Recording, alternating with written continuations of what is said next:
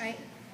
This is, everybody's done this before where you have the person hold on to you and you take your leg. Like the kicker is, you're going to take to the side. And so all kids do it in a class, you use your elbows and so you hold them instead of doing this. Okay? And then you're going to take the leg from here and you're going to take it in front. You're going to do the same thing again, make sure they say stop, and then you're going to count to, I would say about 15 is the best. Both legs, no matter what, because it makes more flexibility on one leg, more flexibility on a good leg, but most times now we're doing TikTok stuff, so you have to get both legs flexible. The next thing is scorpion splits. So like, face that way. Now I only do right leg splits this way. So put the right foot in front like a normal split. And then, just going to split. No, normal split. Okay, and then I'm going to make your scoot all the way back. Bend your legs.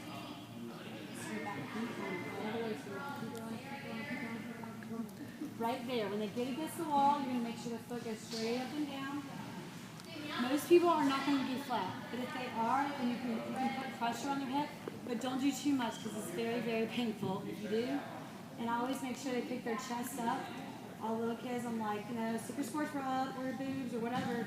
And then the more flexibility they get, the closer they'll be to their back. And then if you feel like that doesn't do it anymore, then you just bend your leg towards it, okay? But it doesn't help unless the foot is straight up and down, okay? They think that they're just working out their leg, but really they're working out their back. And then this one right here, okay? That's me scorpion splits. Anybody can email me. I give you my address off and I can send this all to you.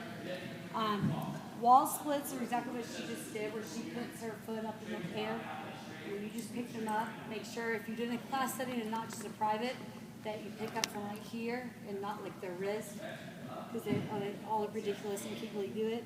So you pick their shoulders up and you just push them back towards the wall. It's very easy. I've started doing that on both sides. I used to just do that on one side because no one really does a TikTok scorpion, although it would be cool. But so we really focus on like the back and stuff.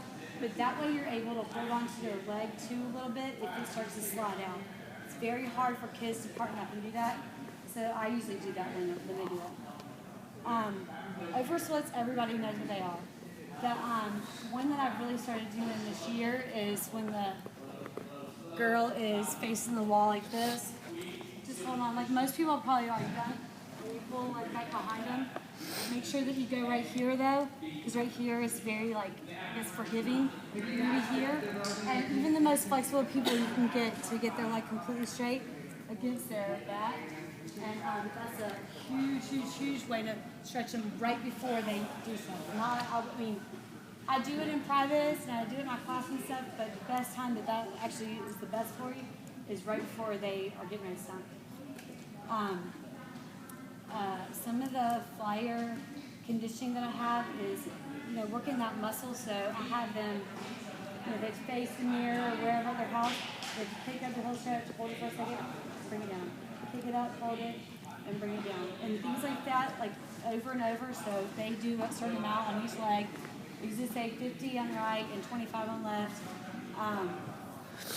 The big deal to me is when anybody that goes in the air, doesn't matter what level or anything, when they're heel stretch, when you can see the side of their foot like this, that's not right, because it's not the way that actually, that's not, like little kids that haven't grown, that all they do out there, but I try to make them all have the bottom of their foot face wherever is in front. So if it's over there, the bottom of their foot will face that way, so they can pull their leg closer instead of pulling it this way. But that will really help bow and arrows like tremendously that way. Bow and arrows, I always play that game of, okay, well, you can grab it this way and put it on through. You can grab it this way, whatever. But the biggest thing for bow and arrows is I always tell the kids, if they're grabbing their toe, they have to push against it so it's pointed, because if they're unflexible here. And better flex, so like the middle of your foot, and then if you're really flexible, you need to be on the heel. If not, almost on your ankle, that's just to secure that it stays pointed. But I don't know about you, but it drives me crazy when I see a flyer view of Bonera with the flex foot. And she's like, I'm trying to point. You have to push against it, no matter where it is, so it goes in ceiling. That changes all their lives, so they think they're really flexible until they do that. So I always tell people to get to be like, you like a mirror in the bathroom that's only this part up. They can see their leg. They don't worry about all the other stuff that's going on. They can see what their foot does. They can see how they're holding it. And that is the biggest deal, like the biggest change you'll see is when people just look at the top of their body and they see how they're holding it. One of the things that drives me crazy, probably drives me crazy too, is when people hit the arm through and they think they're hitting a good motion. But I always tell people to hit a high T. So not a high V and not a T, a high T, because in a Bonera, it goes straight across. If they just hit a really good motion, it goes down there because their body's moving this way. And that's like one of the things that we always say at church over and over.